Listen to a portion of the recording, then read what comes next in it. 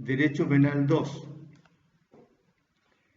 Bien, no nos olvidemos entonces que estamos hablando de los delitos de prevaricación, es decir, de aquellos delitos en los que se falta dolosa o culpablemente a los deberes que impone un cargo o profesión. Y habíamos dicho, ¿no es cierto?, que se habla de prevaricación de los empleados del orden judicial, de los empleados del orden político y administrativo y de los abogados y procuradores. Y habíamos empezado, ¿no es cierto?, a hablar de lo primero, de los empleados del orden judicial. Y ahí habíamos analizado dos tipos de conductas, las dos dolosas, los casos de prevaricación dolosa, señalando que se trataba, ¿no es cierto?, de la primera, la figura más grave de prevaricación dolosa, y después una serie de casos que tenían una pena menor, por eso que se decía que eran menos graves, por llamarlo de alguna manera. Y habíamos estudiado todos esos casos de prevaricación dolosa. Incluso yo les había hecho el comentario de que se había derogado el número 2 del artículo 223, ¿no es cierto?, que sancionaba a aquellos que, haciendo un abuso del cargo, en el fondo vendiendo la justicia, obtuvieran dádiva o promesa de regalo patrimonial. Bien, una forma de cohecho, que vamos a estudiar más adelante en relación con todos los funcionarios públicos. Y después de ver los casos de prevaricación dolosa, habíamos visto, ¿no es cierto?, el caso del artículo 226, que se llama, ¿no es cierto?, de desobediencia judicial, que según el profesor Politov se trataba de el incumplimiento por parte de los tribunales inferiores de las órdenes que legalmente les impongan los tribunales superiores. Básicamente la Corte Suprema, porque estamos hablando acá del ejercicio de la superintendencia correctiva, jurisdiccional y económica del Poder Judicial. Entonces, en todos aquellos casos en que los inferiores jerárquicos no cumplan las órdenes de la Corte Suprema, ¿no es cierto?, van a incurrir en una sanción, salvo los casos en que la propia ley, el propio Código Penal, ¿no es cierto?, señala, ¿no es cierto?, como causales de incumplimiento en el fondo de estas órdenes que imparta el Tribunal Superior. Lo cual no significa que los tribunales inferiores a la Corte Suprema, a su vez, a sus inferiores jerárquicos no les impartan órdenes. Y que también estos inferiores, jueces de letra básicamente, respecto de las Cortes de Apelaciones, sufrirían, ¿no es cierto?, también las consecuencias de la comisión de este delito. Salvo que se trate de órdenes evidentemente contrarias a las leyes, o que haya motivos fundados para dudar de su autenticidad, o que se presuma que fueron obtenidas por engaño, o que el mal que puedan causar provoquen un mal grave que el superior no pudo prever. Y en esos casos entonces sí, la orden se recrimina, o sea, se objeta, ¿no es cierto?, y el Tribunal Superior insiste, entonces va a cometer el delito solamente el Tribunal Superior. Bien, dicho eso, entonces, tenemos que seguir avanzando ahora con los casos de prevaricación culposa. Entonces estamos hablando acá de los artículos 224, número 1, y los 5 numerales del artículo 225. Del artículo 225. Y me parece que en la clase anterior yo terminé diciendo algo respecto precisamente, como estamos hablando de la prevaricación culposa, que me parecía a mí que en la enseñanza del derecho no se le otorga la importancia debida a los llamados delitos culposos o en nuestro medio los cuasi delitos, porque les daba el ejemplo de que desde hace ya bastante tiempo, bastantes años,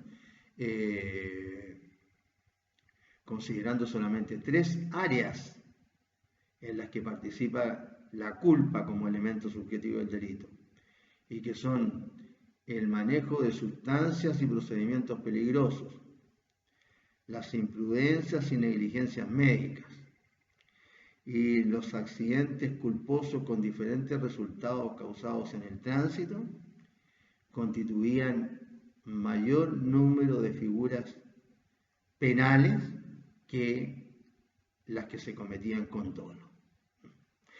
Y solamente teniendo en cuenta este antecedente, mayor número de cuasi delitos que de delitos, creo yo que, ¿no es cierto?, debería dársele la importancia que merece. Y por eso que incluso le hablé del caso, ¿no es cierto?, de uno de los profesores que tuve yo de Derecho Penal, el profesor Manuel Bustos Ramírez, que se había doctorado y hizo unos trabajos excelentes, como se llama, relacionados con la culpa, ¿no?, con la culpa, en su doctorado, ¿no?, en su doctorado, ¿no?, que entre paréntesis Manuel Bustos Ramírez es uno de los poquísimos profesores que citan los autores en Derecho Penal en Europa, ¿no?, poquísimo, no sé si citarán a otros. Bien, así que entonces ahora vamos a hablar de los casos culposos. Entonces, es conveniente recordar esto, al menos decir la cuestión fundamental, ¿no?, porque hablamos del dolo, ¿no es cierto?, cuáles son los elementos del dolo, el elemento de la voluntad, del conocimiento, el elemento de la voluntad, etcétera, etcétera, dolo de las clasificaciones del dolo, etcétera, etcétera, etcétera. De la culpa me parece a mí que nos acordamos bien poco, bien poco. Y son muchos los abogados que se ganan la vida con este tipo de casos, ¿no?, en donde hay culpa en la conducta que se sanciona. Entonces es conveniente tener en cuenta al menos los elementos principales de la culpa. Entonces acá, en la culpa, tenemos que existe una acción u omisión, igual que en el delito, antijurídica, lícita o ilícita, que provoca un resultado dañino o dañoso para un tercero. Para un tercero. Como primer elemento. Como segundo elemento tenemos que tener en cuenta que esta acción u omisión no debe haber sido prevista, debiendo haberlo sido, pero en el evento de que hubiera sido prevista, no fue querida ni asentida. Entonces ahí tenemos el segundo elemento de la culpa. Y el tercer elemento, al igual que tratándose de un delito, es la relación de causalidad. Es decir, que el hecho culposo sea imprudente, sea por imprudencia o negligencia, sea la causa del resultado. Es decir, yo tenía la obligación de garante como paramédico, de darle, ¿no es cierto?, al diabético con una enfermedad de diabetes bastante avanzada, la dosis de insulina, ¿no es cierto?, recomendada por el médico. Debía realizar esa acción a tal hora, ¿no es cierto?, y en la cantidad, ¿no es cierto?, y calidad que se me había ordenado por el facultativo. Y me equivoqué, o me equivoqué, si realicé una acción equivocada, me equivoqué, le di menos o le di más, o le di de otra sustancia y provoqué el resultado dañino, o no hice lo que debería hacer. En el caso anterior había imprudencia, ¿no es cierto? Hice lo que no debía hacer. Otras veces hice más de lo que debía hacer. O hice mal lo que debía hacer, pero realicé una acción imprudente. O no hice lo que debía hacer en sus diversas modalidades. No lo hice completamente debiendo haberlo hecho, o lo hice mal, o lo hice tardíamente, etc. Es decir, una omisión. Y esta omisión, en el caso que estamos hablando, ¿no es cierto?, es la que provoca la muerte. Pues generalmente la culpa actúa, ¿no es cierto?, en las conductas que causan daño a las personas.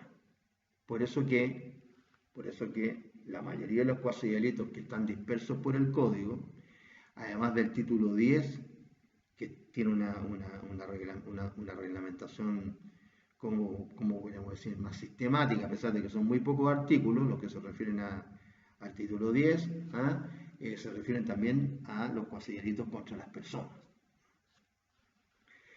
Entonces hay que tener en claro eso, de que se trata de una conducta antijurídica que puede ser lícita, también ilícita, cometida con imprudencia o negligencia, en sus diversas formas. Aquí no hay grados en la culpa, no se olviden, a diferencia del derecho civil no hay grados, o se actúa con culpa o se actúa sin culpa, punto. Conducta antijurídica, lícita o ilícita, realizada con imprudencia o negligencia que causa un resultado dañino, ¿no es cierto?, para las personas.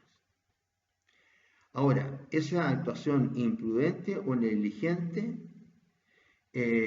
no debió haber sido, no fue prevista, debiendo ser previsible, o siendo previsible y siendo prevista, no fue querida ni asentida. ¿Por qué decimos que una acción antijurídica lícita o ilícita? Claro, la mayor cantidad de cuasi delitos que hay contra las personas, ¿cuáles son? Los cuasi delitos de tránsito. ¿Cuáles son las acciones generalmente que describe la ley del tránsito? Son casi todas acciones culposas. Pero ahí el código, ¿no es cierto?, hace un agregado, el Código Penal en el 490, porque exige infracción de reglamentos, ¿no es cierto? No basta con la acción imprudente culposa o negligente culposa. Requiere algo más. Requiere, según el 490, porque en un caso constituye un crimen, por ejemplo, si a consecuencia de la acción culposa en el tránsito se causa la muerte, constituiría un crimen, ¿no es cierto? Sería un homicidio culposo. O constituiría un simple delito si se causan lesiones. Cuasi delito de lesiones. Por eso que el 490 señala el que por imprudencia temeraria ejecutara un hecho que se mediara malicia, o sea, si fuera doloso, constituiría un crimen o un simple delito contra la persona, será penado. 1. Con reclusión o relegación menor en su grado mínimo a medio cuando el hecho importara en crimen. Es decir, si importara un delito sancionado con pena de crimen, en ese caso tiene pena de reclusión o relegación menor en su grado mínimo a medio, o sea, llega hasta 3 años. Esta cuestión se viene discutiendo hace años, ¿no es cierto? ¿Cómo es posible que un tipo que se salte un disco pare y atropelle a 2 niños que van cruzando la calle en la esquina, ¿no es cierto?, tenga una pena hasta 3 años, que si tiene reprochable conducta anterior no va a estar nunca ni siquiera en prisión preventiva. Años que se discute esto. Y todo sigue igual. Y 2, con reclusión o relegación menor en su grado mínimo o multa de 11 a 20 unidades tributarias mensuales cuando importara el simple delito. Es decir, si yo le causo lesiones graves a una persona, o lesiones graves gravísimas, o simplemente graves, tengo una pena de reclusión o relegación menor en su grado mínimo o multa, es decir, pena alternativa. Es decir, no llego de 61 a 540 días. Es decir, no tengo sanción de privación de libertad alguna. Si causa una lesión grave gravísima. O si causa una lesión menos grave. Entonces, claro, como decimos, aquí la ley exige, ¿no es cierto?, además, la infracción de reglamento. Lo exige la ley.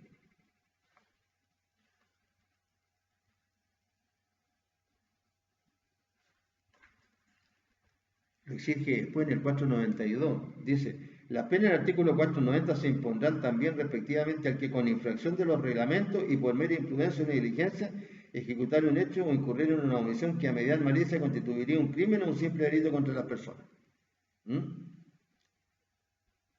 A los responsables de cualquier delito de homicidio o lesión ejecutado por medio de vehículo, tracción mecánica o animal.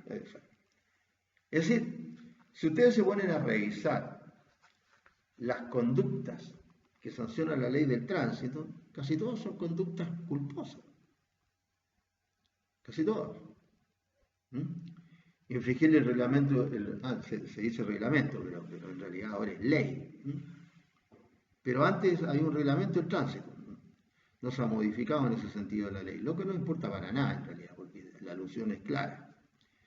Si ustedes se ponen a revisar cuáles son las infracciones gravísimas, las graves, qué sé yo, las menos graves, y las leves, son todos casos de imprudencia o negligencia, es decir, situaciones culposas. Entre paréntesis, la ley penal incluso, el Código Penal casi nunca se refiere a la culpa. Siempre se refiere a la culpa a través de las diversas modalidades que ésta asume. Y ahí se habla de imprudencia, negligencia culpable, imprudencia culpable, etc. Ignorancia inexcusable, etc. No se refiere a la culpa, salvo en el artículo, no sé si segundo o tercero, que se refiere a la culpa. Lo mismo o algo parecido pasa con el dolo. Casi nunca la ley se refiere al dolo. En el artículo 2, las acciones o omisiones que cometidas con dolo o malicia importarían un delito, constituyen cuasi delitos si solo hay culpa en el que las comete.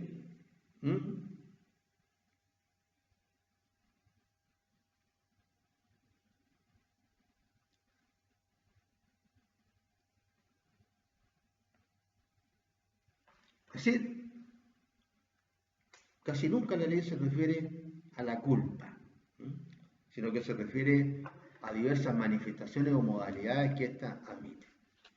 Entonces, ¿qué es lo interesante? Que se trata de una acción o de una omisión que puede ser realizada con imprudencia o negligencia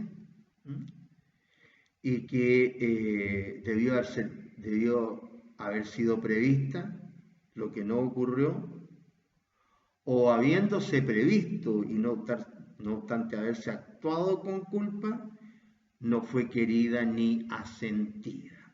Y por este lado vamos llegando al que se llama, ¿no es cierto?, la culpa consciente o con representación para diferenciarla del dolo, ¿no es cierto?, el dolo eventual. Que algunos incluso hasta niegan la existencia de esta diferenciación, porque poder distinguir dentro de la cabeza del hechor una cosa como esta es prácticamente imposible. Imposible. Averiguar si ese automovilista, ¿no es cierto?, al llegar a la curva no disminuyó la velocidad porque pensó que podía con su capacidad doblar bien la curva y no irse contra la gente y atropellarla y matar a alguno o lesionar a otro, o entonces se aceptó o no aceptó el resultado de eso. ¿Cómo? ¿Quién puede desde afuera? No estoy hablando del que lo pensó o no lo pensó. ¿Quién puede decirlo? Nadie. No hay forma. No hay forma de poder. Por eso que se niega la diferencia que puede haber. En eso ni siquiera se plantean el problema entre la diferencia de la culpa con representación entre lo eventual. Bien, entonces nos encontramos ante situaciones culposas. Hay un actuar imprudente, un actuar negligente. Y cuando se habla de negligencia inexcusable, ¿no es cierto?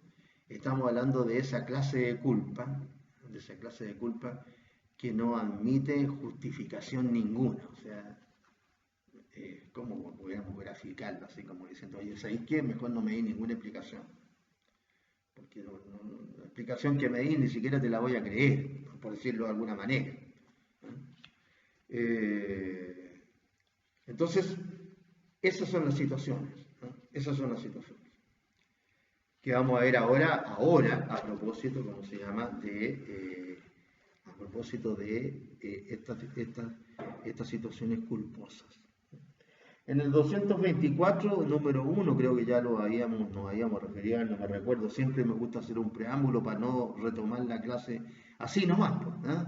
Sino que para que recuerden ustedes la materia, aprovechamos de hacer un pequeño repaso también.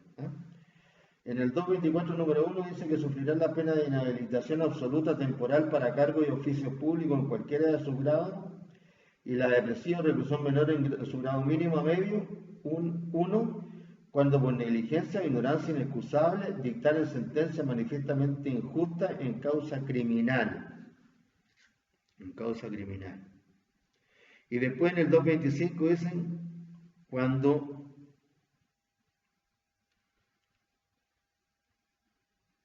dictaren por negligencia o ignorancia inexcusable también, dictaren sentencia manifiestamente injusta en causa civil. Perfectamente se podría, ¿no es cierto?, en virtud de la técnica legislativa y para no enredar más las cosas, colocar directamente o eliminar el número 1 y trasladar, ¿no es cierto?, la palabra criminal al número 1 en 225. Y quedaría la disposición igual, ¿no es cierto?, que en el caso de más grave de prevaricación. El 223, número 1. Cuando a sabiendas fallaren contra el especie vigente en causa criminal o civil. Aquí cuando dictaren sentencia manifiestamente injusta en causa civil. O sea, al final viene siendo casi lo mismo. Casi lo mismo. Porque fallar contra ley expresa y vigente en causa criminal o civil, o dictar sentencia manifiestamente injusta en causa civil o también criminal, si uniéramos las dos. ¿Qué diferencia ven ustedes en fallar contra ley expresa y vigente o dictar sentencia manifiestamente injusta? Yo me imagino que cuando el legislador habló de fallar contra ley expresa y vigente, quería llegar a lo mismo que cuando dice dictar sentencia manifiestamente injusta. Claro, porque ¿qué otro sentido podría tener que no sea que la sentencia sea injusta? Porque si la sentencia es justa, ¿tiene algún reproche? ¿Podría hacerse algún juicio de reprochabilidad? Me da la impresión de que no. Entonces, claro, negligencia o ignorancia inexcusables. Negligencia o ignorancia inexcusables.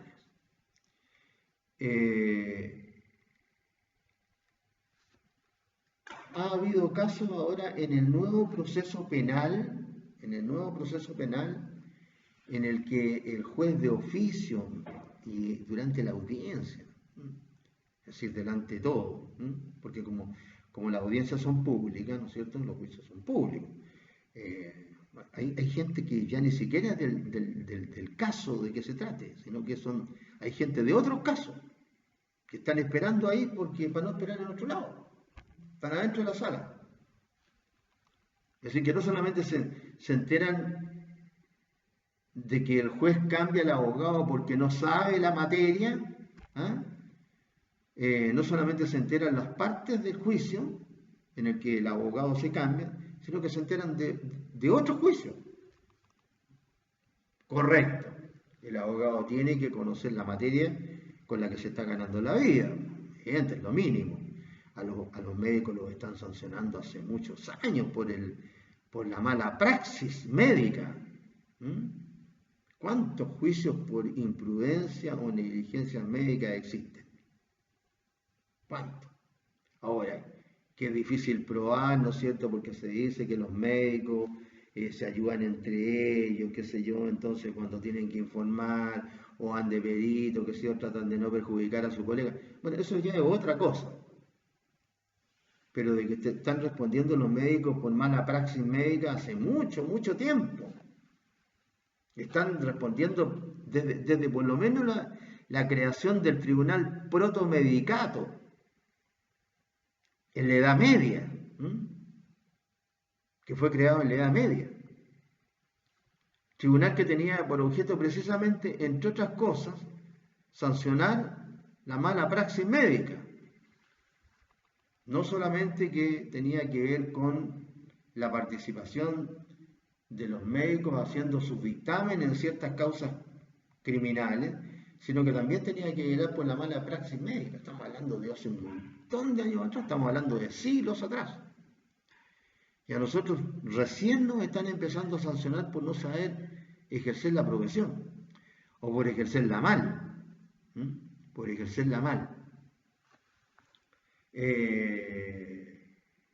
Me recuerdo que a una abogada fiscal en el sur, parece que fue, no me acuerdo bien, ya hace varios años atrás, pasan tantas cosas que uno se va olvidando de ciertas cosas.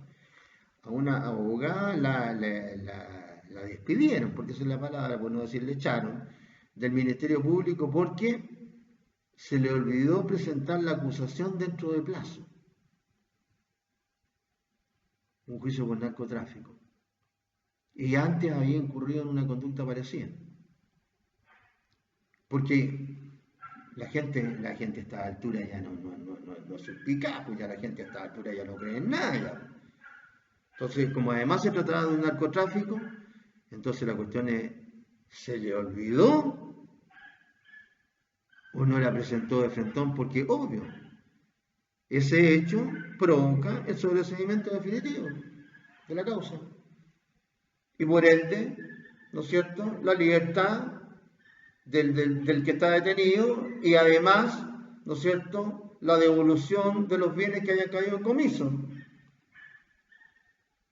Y en el proceso penal actual, hasta deberían pagarle las costas.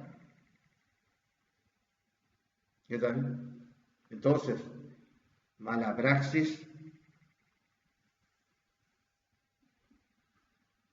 y sobre todo en estos tiempos que estamos viviendo, en las que no se puede pasar bien la materia, en las que se acortan las materias, se acortan los exámenes, se van quitando muchas exigencias que habían antes.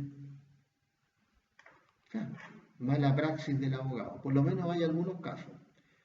En cierto tipo de recursos, que ahora los recursos en materia penal son excepcionales, en cierto tipo de recursos, si el abogado no está en el momento del llamado al alegato, se declara inadmisible el recurso. Y a veces ese recurso es el último, valga la redundancia, recurso que tiene esa parte para poder revertir la situación que es desfavorable para él, porque por algo presentó el recurso. Nadie va a presentar un recurso en contra de una resolución que le es favorable. Entonces a lo mejor el abogado que llegó atrasado o no llegó simplemente, y si llegó atrasado porque se quedó dormido, se acostó tarde en la noche, porque etcétera, o no le funcionó el auto, cualquier excusa, ¿Qué le puede decir a su cliente? Por lo menos. Y también con los cambios de abogados que hace el propio juez que les comentaba adelante, de oficio, porque han demostrado que no saben ejercer la profesión. Ahora eso está correcto, digamos que está correcto, ya. ¿Y por qué estos casos de negligencia tremenda respecto de los jueces tienen una pena tan baja?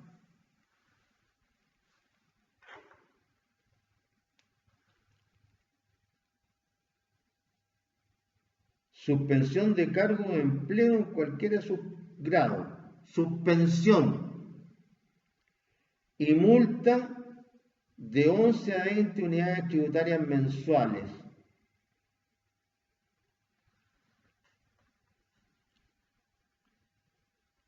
O sea, ni siquiera una pena corporal por fallar con negligencia o ignorancia inexcusable, fallar dictando sentencia manifiestamente injusta en causa civil. Solamente el caso de la causa criminal mantiene la pena del 224 número 1, que es inhabilitación absoluta temporal para cargo de oficio público en cualquiera de su grado, y la de presidio de reclusión menor en su grado mínimo a medio. O sea, ¿no es cierto? Tiene todos los beneficios que se pueden conceder en la sentencia, no después de estar cumpliendo, sino que en la sentencia, desde la remisión condicional de la pena. Por ahí hay algunos autores que han criticado, ¿no es cierto?, la proporcionalidad de las penas en ciertos delitos. Y no se olvidan delitos en los que participan gente que sí debería ser sancionada, porque la actividad que realizan es de primerísima importancia. En el caso, por ejemplo, de todas las aberraciones en que han incurrido los curas, por ejemplo, cuando se trata de que el cura es la víctima, entonces ahí constituye una agravante en contra del victimario. El hecho de cometer el delito en la residencia del cura o cuando éste se encuentra en el lugar en que ejerce su ministerio. Pero cuando es al revés, no. Ahí no hay agravante.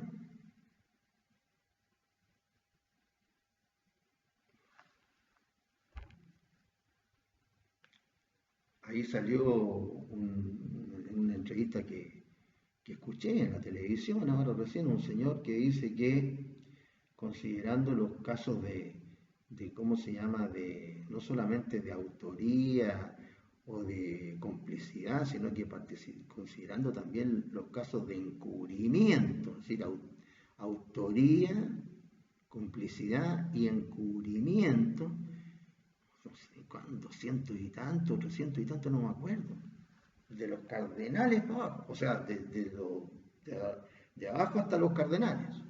Que los cardenales ni siquiera los han tocado. Hasta declaran en su domicilio, es decir, en la iglesia, si quieren. Entonces, me parece que hay, ¿no es cierto?, que hacer un tratamiento de las sanciones, no solamente en los delitos más comunes, los robos, los hurtos, que se dice que son las penas muy altas, etcétera, etcétera. Por ejemplo, no cae dentro de esta sanción, ¿no es cierto?, la señora ministra que le concedió la libertad condicional a este desalmado que mató a esta niñita de 16 años y después, no sé si después o en el momento o qué sé yo, la descuartizó a la hija de su conviviente. ¿Por qué? Porque dentro de esto del principio en favor del reo, o más elegante en latín, indubio pro reo, se transformó este beneficio que se otorgaba, si es que se daban las circunstancias o no, se transformó en un derecho que procede de todas maneras. Entonces ahora resulta que lo único que se exige es que la persona haya cumplido la mitad de la pena, salvo en los casos, ¿no es cierto?, en que la ley exige más de la mitad, exige los 3/4, como en los delitos, por ejemplo, de tráfico o, por ejemplo, los delitos terroristas. Solamente que cumpla la mitad de la pena de manera efectiva. Y las otras exigencias no importan, porque es un derecho ahora la libertad condicional. Es un derecho. Y eso es lo que acaba de decir la señora magistrada. Es decir, ni siquiera alguna conciencia, decir, oye, yo le di la libertad a esta persona contra el informe de gendarmería que acaba de repetir la magistrada, la ministra de la Corte de Apelaciones de Valparaíso, de lo que dijo hace 12 años atrás, que esto era un derecho y que jurídicamente ya estaba autorizada para otorgarle la libertad. Aún contra el informe de gendarmería, que no es vinculante. Esto es lo que dijo ahora, lo mismo que había dicho en su momento, que fue un caso bastante conocido, el famoso caso del asesino del tambor, que lo llamaron. ¿Por qué? Porque había metido a su mujer y a su hijo, que los había muerto, adentro de un tambor. Entonces, yo a lo que voy es cómo estamos no sé, no sé cuál es la palabra, ¿eh? La verdad, pónganle ustedes la palabra, de personas que solamente se preocupan. No, yo estaba dentro del derecho y le di la libertad. Es decir, ni pensar siquiera, oye, ¿tendré algún tipo de responsabilidad en que ahora haya muerto esta niñita? Este tipo que yo le di la libertad haya muerto esta niñita. No, yo estoy dentro del derecho. No sé, a lo mejor ustedes consideran que soy exagerado, no sé, pero no sé. Tengo un amigo que una vez atropelló a un curadito que cruzó en un lugar por donde no tenía que cruzar, que no tenía nada, no tuvo jurídicamente ninguna culpa, como se llama mi amigo. Y atropelló a esta persona que cruzó como corriendo, trotando, curado, como se llama, apareció de repente, ¿no es cierto? Como en la mitad de la cuadra, la presunción en contra de él, todo tenía toda la culpa desde el punto de vista jurídico. Pero mi amigo lo atropelló. Y mi amigo, como era la gente, no sé si decirlo antes o como pensaba antes, mi amigo decía, bueno, sí, está bien, no tengo la culpa ni nada, pero, uy, la mala suerte que fui yo. Igual tenía cargo de conciencia, a eso me refiero. Fue la mala pata. ¿Cuántas veces puede a uno tocarle a hacer algo o no hacer algo cuando se debió hacer y causó un mal en el que jurídicamente no tiene la culpa, jurídicamente? Pero ahora no. Yo fallé conforme a derecho.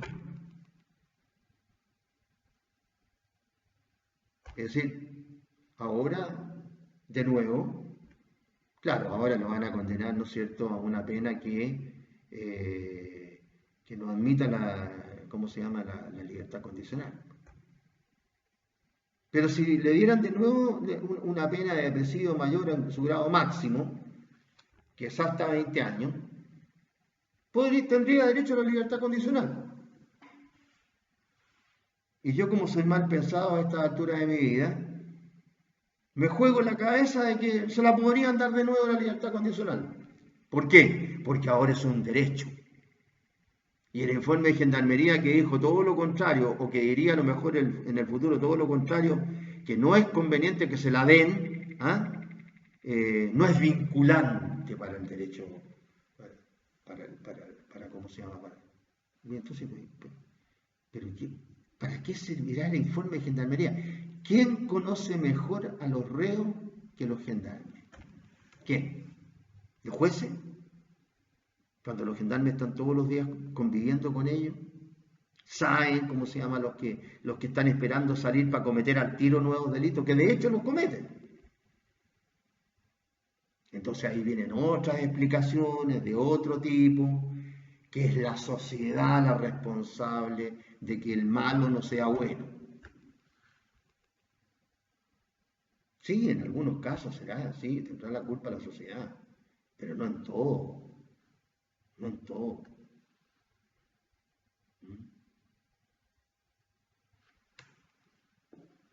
Ya se está llegando a extremo, porque hay cosas de la mala suerte, por ejemplo, esos niños que se les ha muerto la madre cuando eran niños y quedaron al cuidado a lo mejor del padre, que era un irresponsable, o de un tío que era medio maleante, o qué sé yo.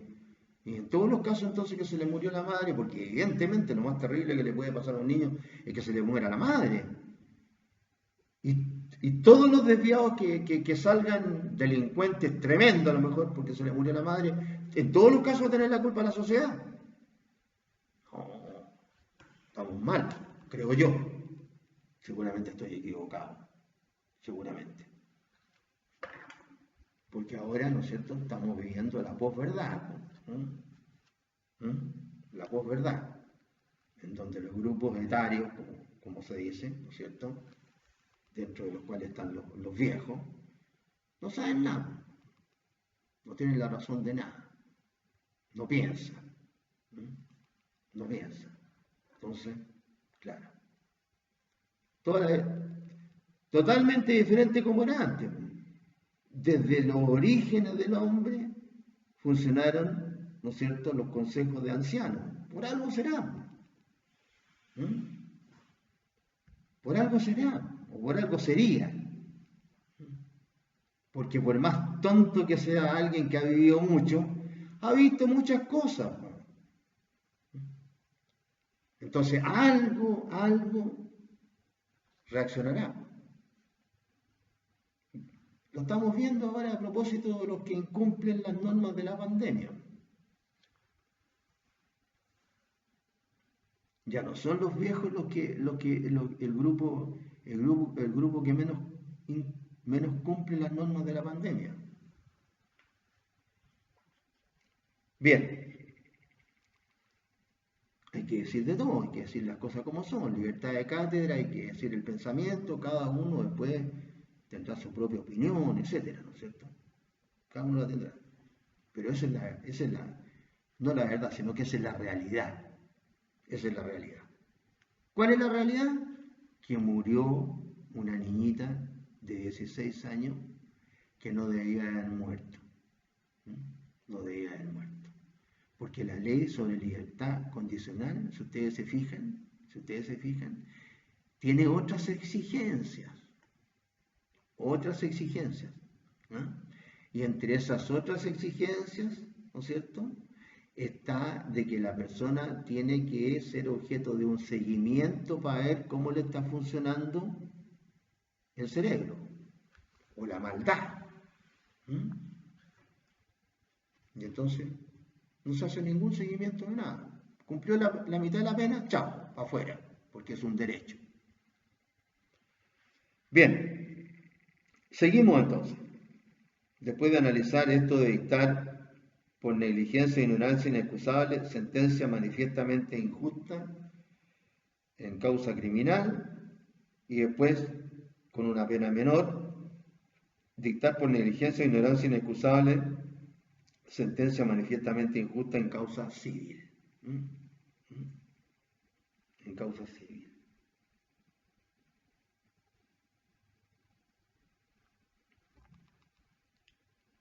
Después se sanciona en el 225 número 2 el contravinieren a las leyes que reglan la sustanciación de los juicios en términos de producir nulidad en todo o en parte sustancial. De nuevo, por negligencia e ignorancia inexcusable. No nos olvidemos que aquí se está sancionando a los miembros del Poder Judicial. Los miembros de los tribunales de justicia colegiados o unipersonales, es decir, a los jueces, colegiados o unipersonales. y a los fiscales judiciales. ¿Ah? Entonces, acá estamos hablando de la negligencia e ignorancia inexcusable al dictar sentencia manifiestamente injusta en causa criminal o civil.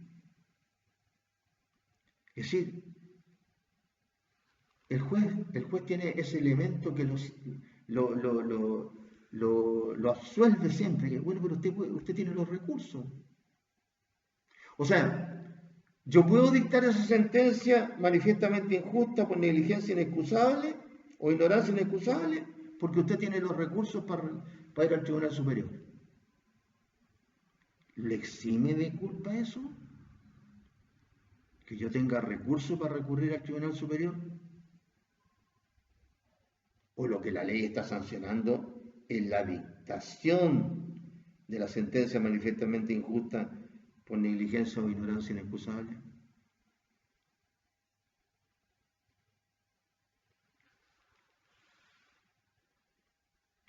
Buena pregunta, ¿eh?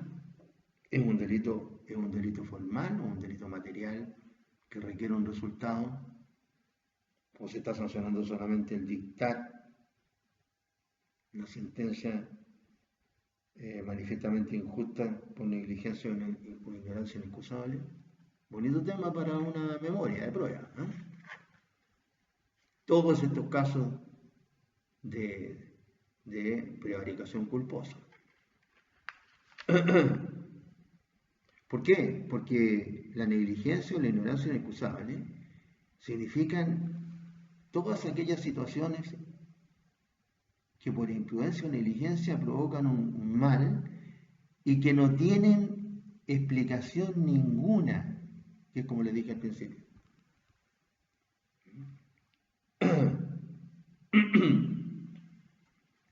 Ustedes tienen que hacer de jueces. ¿Qué es lo que piensan ustedes?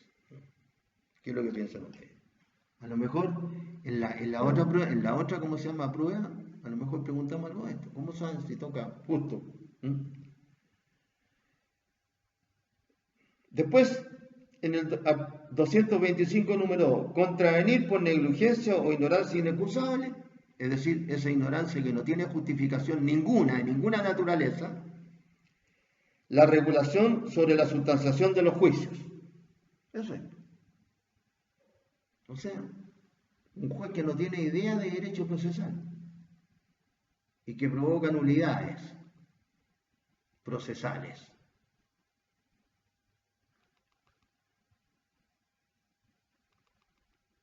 ¿Debería sancionárselo? Cuando la negligencia o ignorancia son inexcusables, o sea, no admiten ninguna explicación, y provoca la nulidad, ¿no es cierto? Contravenir a la ley que regla la sustanciación de los juicios en términos de producir nulidad en todo o en parte sustancial. Claro, llegó hasta la sentencia, ¿no es cierto? Y había provocado, o se había provocado una situación de nulidad procesal, y llegó hasta la sentencia del juez.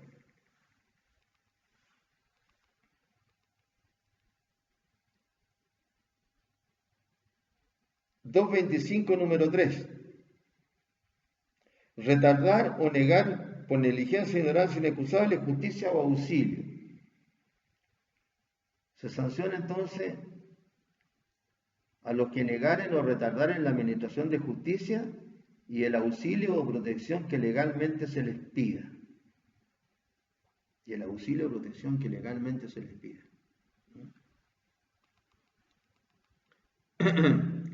En los tiempos que van corriendo ahora, podrían iniciarse muchos juicios de esto.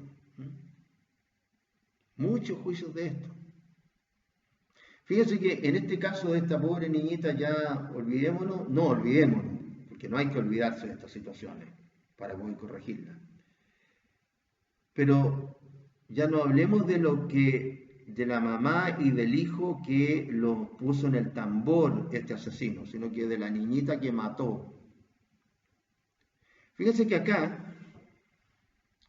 aquí responden, o deberían responder, pero de otro punto de vista, no de este, varios intervinientes en el juicio. o aunque no sean intervinientes, varios actores, si ustedes quieren, o varios colaboradores, como ustedes quieren, que de la Administración de Justicia. Fíjense ustedes que no sé, 2 veces creo que estuvieron en la casa y no descubrieron dónde estaba enterrada la niñita, en un hoyo en el suelo. No han visto no verán los fiscales, que el fiscal tiene el monopolio de la investigación. El monopolio de la investigación. O sea, él es el que tiene que investigar. Y no se le puede meter nadie más, él dirige todo. No verán los fiscales, los carabineros y los PDI, no verán estas películas que hay ahora. No ahora, hace mucho tiempo, pero sobre todo ahora. Sobre todo películas de terror, en donde a cada rato aparece que hay un escondite, ¿no es cierto?, debajo de una alfombra, o un hoyo que se hizo en el suelo, o una escalera, ¿no es cierto?, o en el desván, un hoyo en el desván, en el ¿cómo se llama?, en el subterráneo de la casa, o en la parte de arriba de la casa. ¿No verán estas películas? ¿Es algo nuevo así de hacer un hoyo en alguna parte y enterrar a la gente? Y con los adelantos que hay ahora. Con los adelantos que hay ahora. La otra niña que enterraron ahí en ese garaje, una cosa así, que descubrieron después de la cantidad de veces que estuvieron ahí, por un soplo, que es lo único que pasa aquí en Chile. O sea, aquí en Chile no hay Sherlock Holmes ni nada. Soplo no. Un soplo dijo, mire, está enterrado al final del garaje en tal parte. Y ahí fueron ahí, justo ahí, pum, y ahí estaba. Una niña que estaba embarazada y que la última vez que se la vio en un video. Y ahora, aquí en Arica, una persona que era bien conocida, en una parcela en Azapa, estaba desaparecida. También anduvieron los detectives, los de la PDI, los carabineros, no sé cuántas veces anduvieron por la casa y los alrededores de la casa y por todo el predio, nunca lo descubrieron. Y de repente, después, no sé, no me acuerdo bien ahora porque pasan tantas de estas cosas. Después, ¡pum!, otro soplo, oye, está en tal parte. ¡Pum!, fueron sobre el hoyo, ahí estaba. Entonces, y hablan de repente de policía científica. Policía científica. ¿Cuántos fiscales y cuántos policías tendrán cursitos? No digamos ni diplomado ni magíster, para que vamos a decir doctorado, ni diplomado ni magíster, cursitos de criminología. Lo único es el estudio de la norma, ¿no?, de derecho penal. Una normita, ¿no es cierto?, para que lo que es el robo, que lo que es el hurto, que sé. Lo mismo con los fiscales. ¿Cuántos tienen cursos de criminología? Porque los sueldos son buenos desde que entran. ¿Cuánto? Es decir, estoy hablando de la criminología, ¿no es cierto?, del estudio, entre otras cosas, del sitio del suceso, de los medios de comisión del delito, de los medios materiales, un balazo, o inmateriales, el miedo, la hipnosis, etc.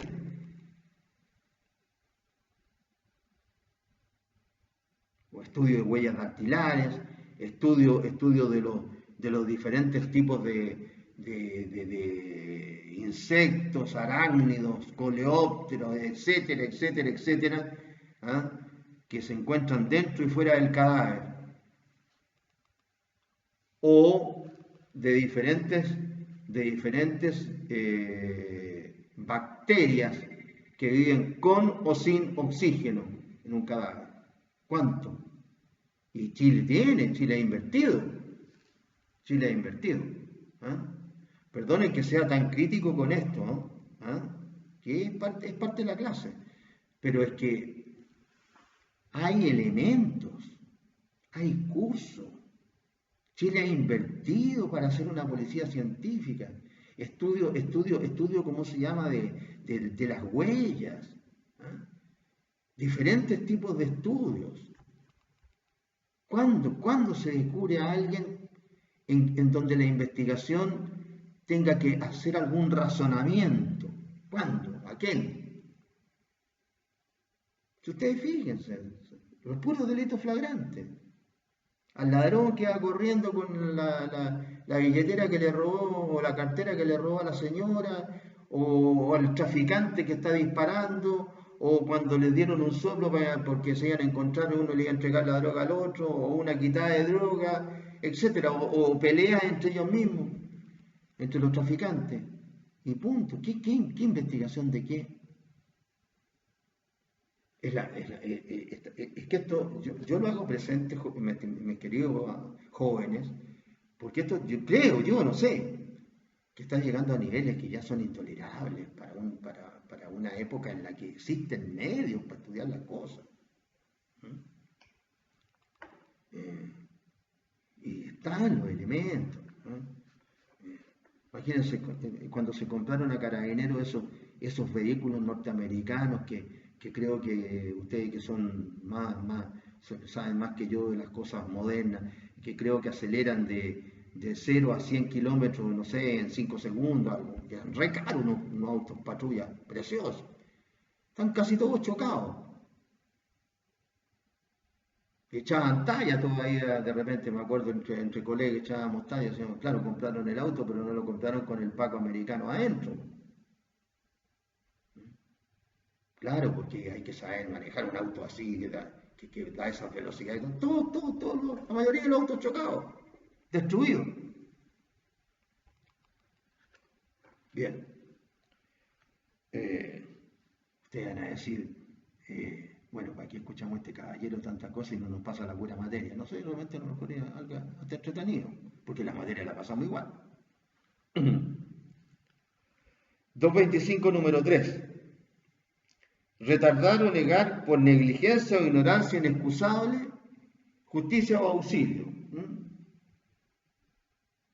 Que esto es un delito contra las personas que vamos a ver más adelante dentro, pues, como complementación, pero como delito, ¿no es cierto?, de los delitos de negación de auxilio, justamente. Así se llama. Aquí es por culpa, sea imprudencia o negligencia. Pero también está esto como delito. Cualquier vejación injusta contra los particulares o negar, ¿no es cierto?, la protección y el auxilio cuando se les requiere a la autoridad pública. Hay normas específicas sobre eso.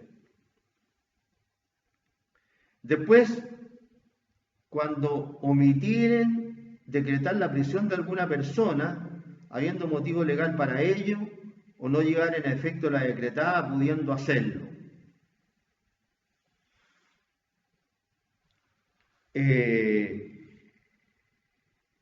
Esto es muy parecido al delito doloso, muy parecido al delito doloso. Pero fíjense ustedes que esto es omitir decretar la prisión de alguna persona habiendo motivo legal para ello o no llegar en efecto la decretada pudiendo hacerlo. Es decir, acá hay una infracción de la legislación, como en el caso de las libertades que se otorgan en contra de lo que dicen los artículos relacionados con la prisión preventiva. Con la prisión preventiva.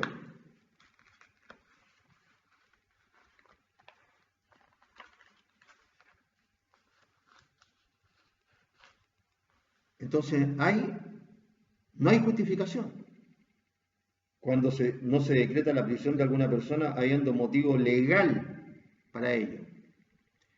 La ministra dijo que le había otorgado la libertad condicional porque había cumplido la mitad de la pena y que ella estaba de acuerdo con el derecho. Bueno, acá debería también cumplirse lo mismo por el juez que corresponda. Y sin embargo omite decretar la prisión de alguna persona habiendo motivo legal para ello. El caso de las personas que deben permanecer en prisión preventiva y no obstante se les otorga la libertad.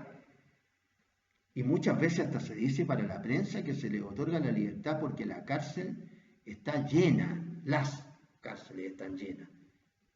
Pero ¿qué tiene que ver el juez con eso? O sea, no que no tenga que ver si está dentro, ¿no es cierto?, de lo que se denomina administración de justicia, pero es un asunto que no tiene que solucionar el juez, pues, porque con ese criterio entonces suspendamos un tiempo por lo menos, mientras no sé, pues se mueran de viejo algunos detenidos, o por enfermedad, por el COVID, etcétera, y queden en algunos lugares en la cárcel para que los jueces entonces no tengan ese argumento. Si hasta se utilizan argumentos que no tienen nada que ver con la función de que se trata. Y por último, el caso contrario también consignado como delito, es decir, con dolo. Acá, por negligencia e ignorancia inexcusables. Retuvieron preso, la situación contraria, retuvieron preso por más de 48 horas a un individuo que debiera ser puesto en libertad con arreglo a la ley. La situación contraria a la anterior. Lo mismo. Ahí no se está actuando conforme a derecho, como dice la magistrada que le dio la libertad condicional a este asesino que volvió a matar, de nuevo a un menor. De nuevo a un menor. Y esto molesta porque después se arrancan vestiduras con la protección a los menores. Por eso que molesta. Por eso que molesta.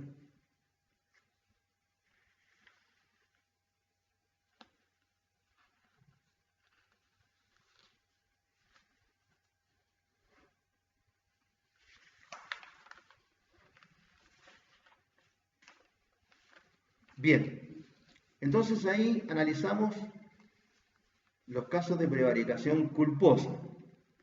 Entonces, en todos estos casos de prevaricación culposa se habla de negligencia o ignorancia inexcusable. Es en materia de culpa la situación más grave, porque como no hay gradación, quiero que quede bien claro esto, no hay graduación de la culpa en materia penal, entonces los casos, ¿no es cierto?, culposos más reprochables, por decir así, además cometidos por los que no tienen que cometerlo, porque son los casos en que no se admite explicación ninguna de la negligencia o la ignorancia inexcusable, no hay explicación, debería ser siempre sancionado. Entonces, para que nos vamos con la idea bien clarita de la culpa, repitamos, estamos entonces hablando de una conducta lícita, como puede ser conducir un vehículo motorizado, ¿no es cierto? Una conducta lícita, conducir un vehículo motorizado, y por no estar atento a las condiciones del tránsito, ¿no es cierto?, no respetar un disco pares, sin no respetar antes los reglamentos del tránsito, ahora la ley del tránsito, ¿no es cierto?, y causar un mal grave, puede causar la muerte, ¿no es cierto?, de una persona, atropellándola o chocando con otro auto. ¿Entiendes? Entonces es una acción u omisión lícita. Ejerciendo la profesión se equivocó.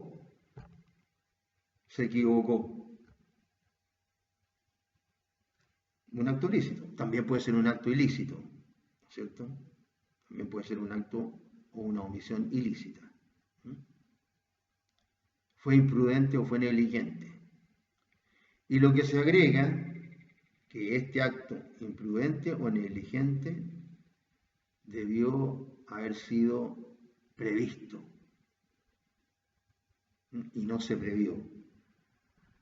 Pero en el caso en que se haya previsto y no obstante se realizó la acción o no se realizó la acción, no fue querido ni asentido, existiendo relación causal entre el acto de la omisión y el resultado culposo. ¿No es cierto? Como les he hablado en otras ocasiones, en el caso del delito preterintencional, ¿no es cierto?, de homicidio. Están peleando en un balcón las dos personas, ¿no es cierto?, y lo que quieren es causarse lesiones. Pero uno de los contendientes, el otro le da un combo muy fuerte, por ejemplo, y lo tira por el balcón para abajo, del 5.º piso, y se muere. El resultado, muerte, es producto de la acción, no del dolo. ¿Por qué? Porque hubo culpa en la muerte. No previó el resultado de muerte al estar peleando en el balcón, no previó que podía caerse hacia abajo la otra persona. No previó. En el caso, ¿cómo se llama? De la partera, estos abortos ilícitos que se hacen ilegales, además en sitios inmundos, donde muchas veces la mujer pobre lo hace obvio por necesidad, no tiene plata para pagarle a un médico, sobre todo ahora si está dentro de las 3 causales, y se hacen estos abortos, y muchas veces la mujer muere por anemia. ¿Anemia por qué? Por sangramiento. Entonces ahí la partera, ¿qué es lo que está tratando? De matar al feto, de cometer aborto. Si ese el aborto consiste en eso, en dar muerte al feto. Es decir, a ese ser vivo que está dentro del claustro materno, dentro del útero de la mujer, en un embarazo tópico, ¿no es cierto? Dentro del útero. Extópico, fuera del útero. Pero la partera se tiene que representar de que puede morir la madre, como de hecho desafortunadamente muchas veces ha muerto, por lo que les digo, por sangramiento, ¿no es cierto? ¿Y qué es ahí una partera de si hay una hemorragia? ¿Cómo puede parar una hemorragia? Cuando los propios médicos muchas veces pueden parar una hemorragia. Bien, entonces ahí nos encontramos con que el resultado es producto de la culpa, de la culpa, no de la voluntad, sino que de la acción culposa. Bien, sigamos entonces avanzando. En el artículo 227 se dice que se aplican las penas determinadas en los artículos precedentes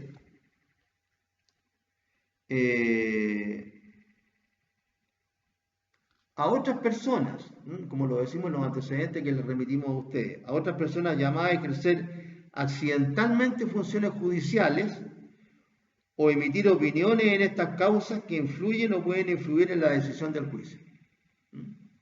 Claro, son personas que ocasionalmente desempeñan funciones judiciales u ocasionalmente emiten opiniones, ¿no? Peritos. Bien. Por eso se sanciona en el 227, número 1, a la persona que desempeñando por el Ministerio de la Ley los cargos de miembros de los tribunales de justicia colegiados o unipersonales fueren condenadas por alguno de los crímenes o simples delitos enumerados en dichos artículos. Por ejemplo, los abogados integrantes. Personas que desempeñando por el Ministerio de la Ley, son nombrados por la ley, ¿cierto? Los cargos de miembros de los tribunales de justicia. Pasan a formar parte de un tribunal de justicia colegiado. ¿No es cierto? Ahí tienen un caso. Después, segundo, a los subdelegados e inspectores que incurrieren en iguales infracciones. Se está refiriendo, ¿no es cierto?, a jueces de subdelegación. No sé qué subdelegado, qué otro tipo de subdelegado. E inspectores. Inspectores hay muchos, ¿no es cierto?, de todo tipo. Inspectores de obra, inspectores municipales de tránsito, inspectores, ¿cómo se llama?, de viviendas, etcétera, un montón de inspectores. Y después, quienes también participan ocasionalmente en cargos, ¿no es cierto?, relacionados con la administración de justicia.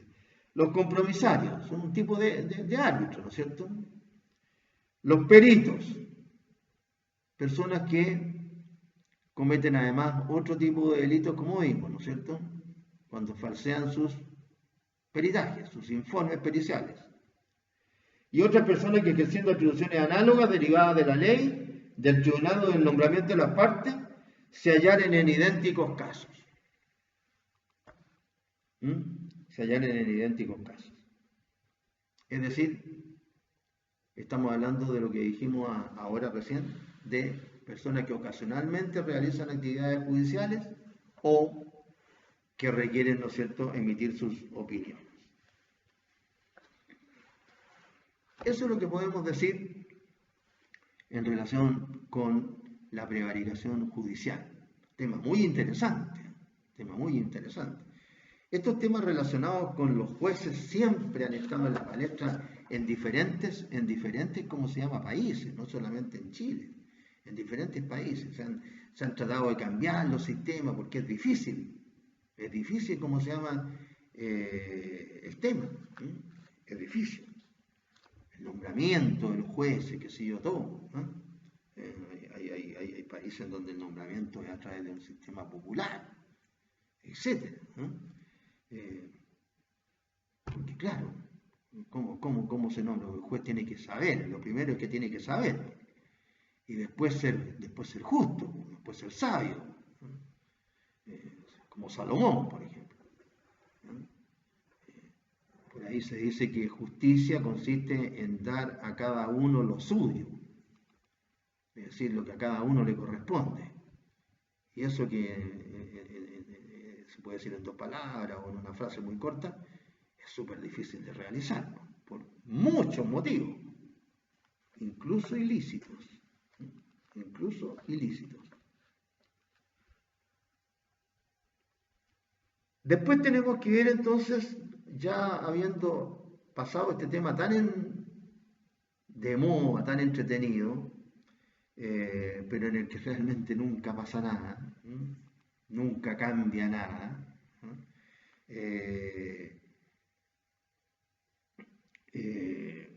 Durante todo el tiempo que desde que entré a la Escuela de Derecho hasta ahora, en materia judicial, prácticamente no ha cambiado nada de esto que estamos hablando, ¿no? Han cambiado algunos procedimientos, eso es lo único. Procedimiento penal, de familia y laboral. Pero relacionado con nombramiento, los jueces, calificación de los jueces, etc. Cero. Cero. Entonces tenemos que hablar ahora de la prevaricación cometida por empleados públicos del orden político y administrativo. Estos delitos están señalados en los artículos 227 de número 2, 228, 229 y 230.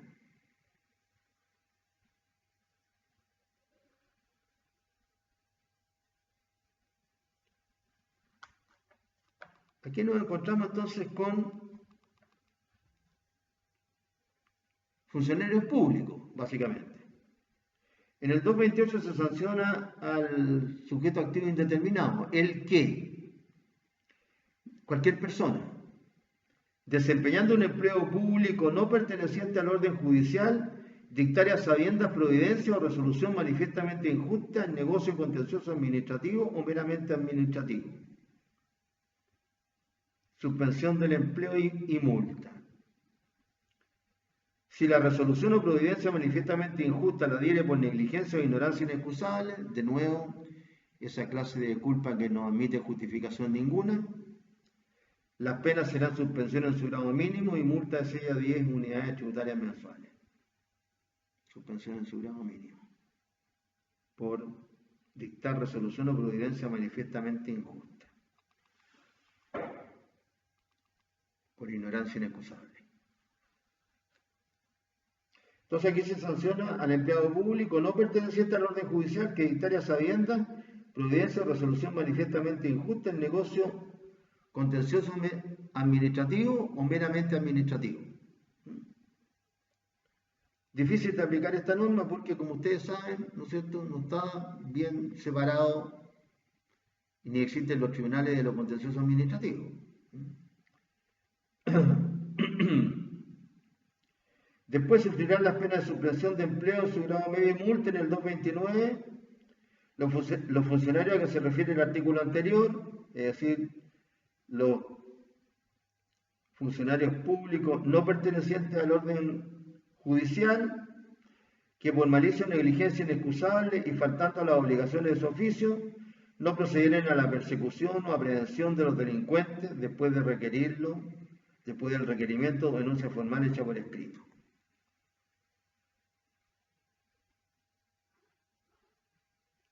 Funcionarios públicos.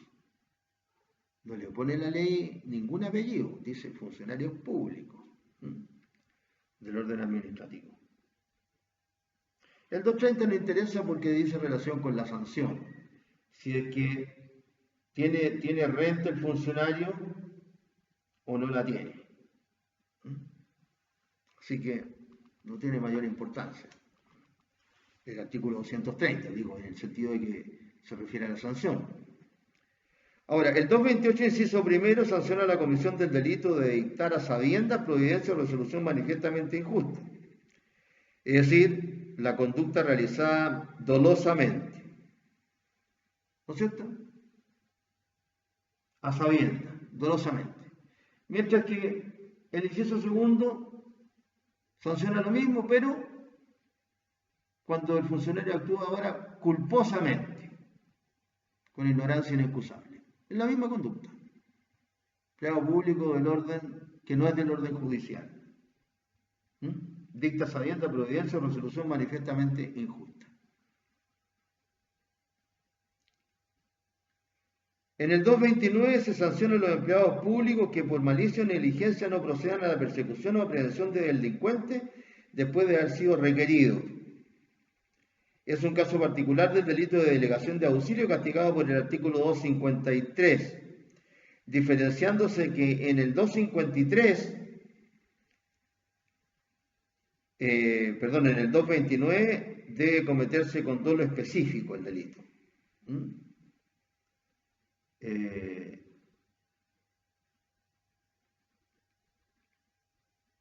O culpa pasiva. No es suficiente la falta de celo para configurar este delito, caso que sí ocurre en el 253. Pero sea como fuere,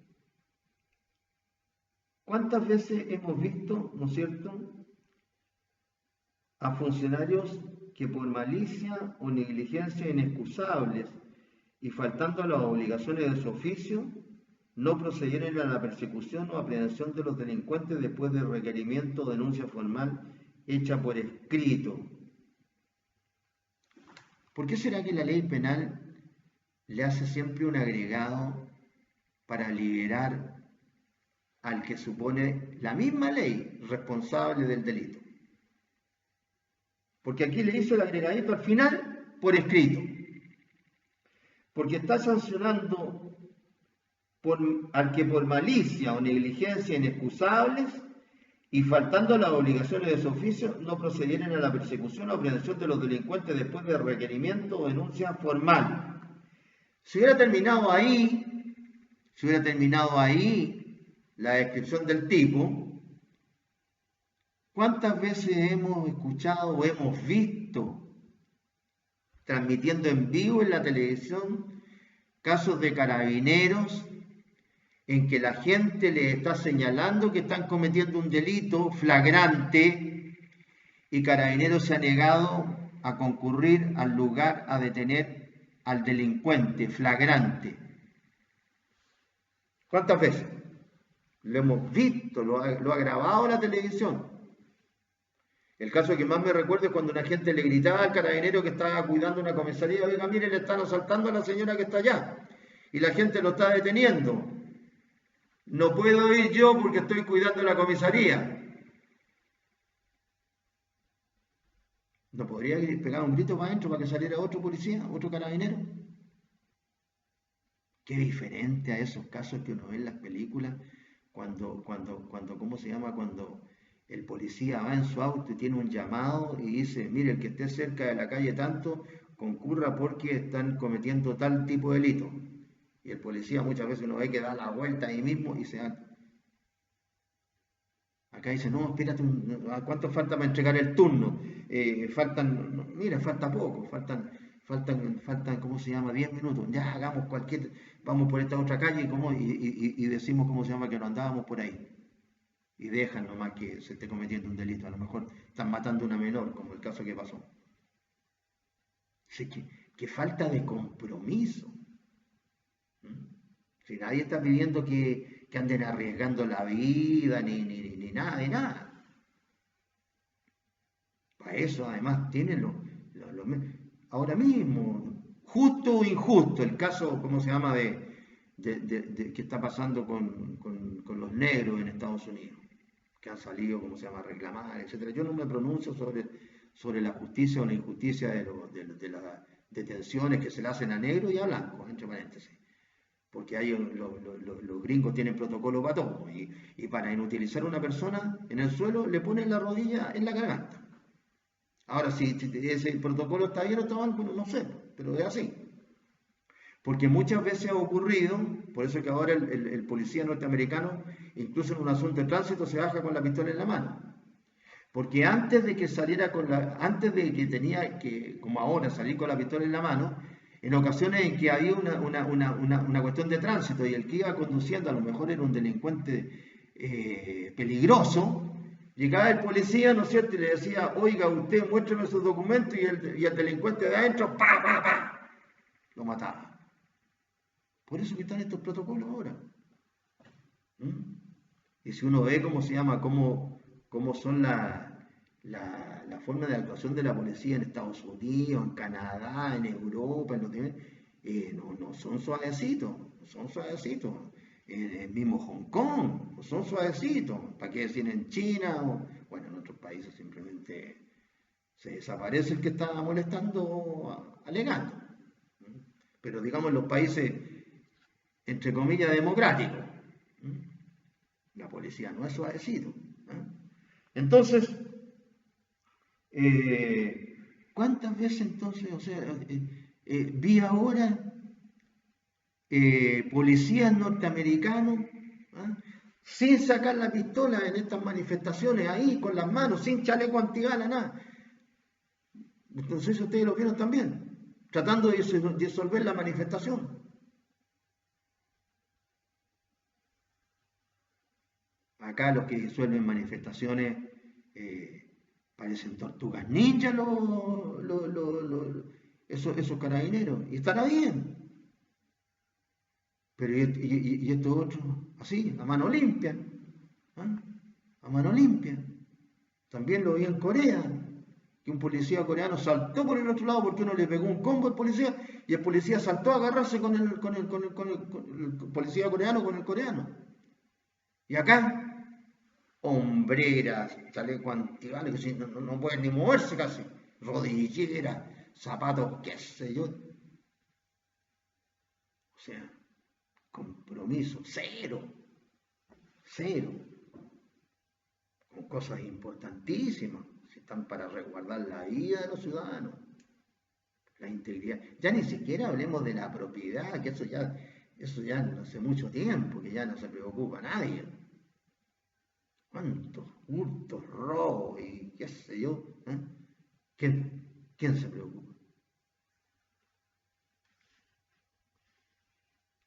En un lugar que conocemos nosotros con mi señora, en el sur, hay un condominio de parcelas. Acá personas son todos gente media, ¿no? Algunos incluso hasta pobres. Le han robado a todo. Le han robado, al que menos le han robado 7 veces la casa.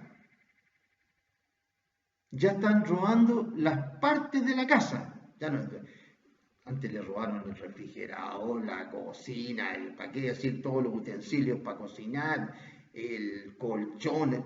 Ahora le están robando la casa. Le han sacado las rejas metálicas. Lugares chicos. Todavía no hay ningún indicio de saber en un lugar en el que no viven más de 5.000 personas dónde van a vender las cosas robadas. Carabineros no tiene idea.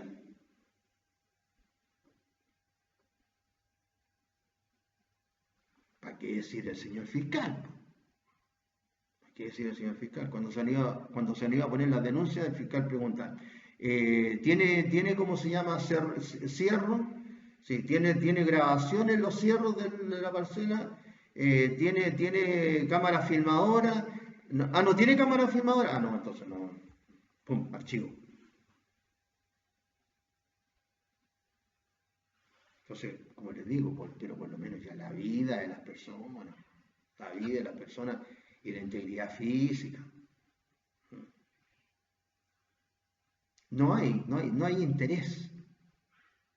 Uno ve en las diferentes, de diferentes países, pero de los países serios, uno ve que la policía cuando anda resguardando, no es que se comete un delito, anda resguardando, anda mirando con el vehículo policial, uno ve que andan mirando, incluso con el busca camino, qué sé yo, para ver si alguien está escondido, o está agachado, o está tirado en el piso.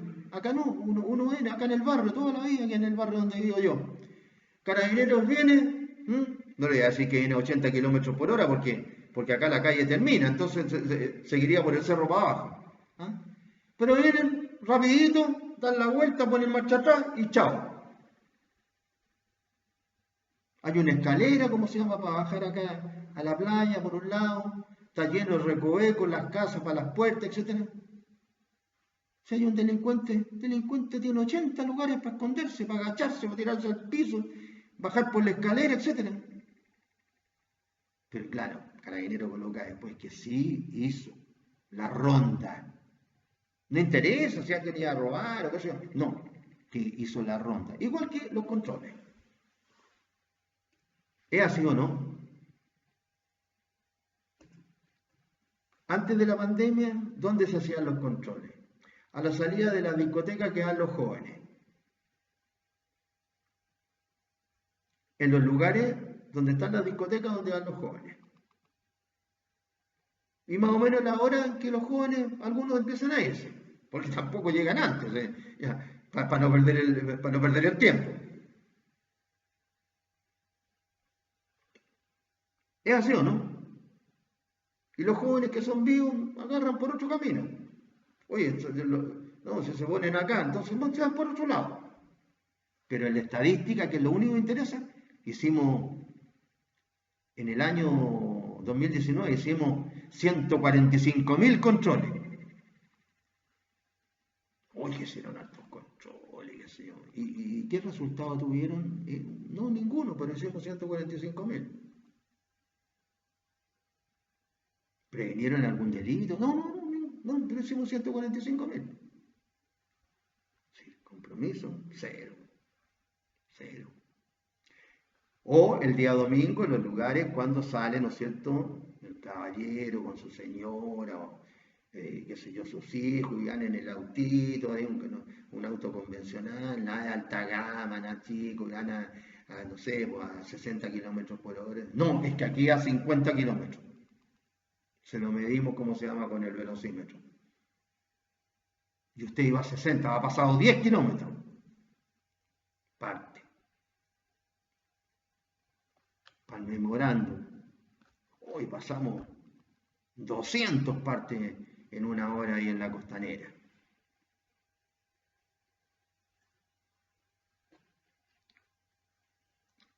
Ustedes ni habían nacido. En los años 60 había una esta serie norteamericana que se llamaba Chips, porque la abreviación de la policía de ahí era de Los Ángeles, parece que en Estados Unidos. Porque en esa época eran dos policías de la moto que andaban en los freeways, ¿no es cierto? En los freeways. En las carreteras norteamericanas. Porque claro, ahí tenía que andar en moto porque hay algunos que se andan cruzando, otros van a exceso de velocidad, otros quedan en pana, otros van con la carga mal estirada, etcétera, etcétera.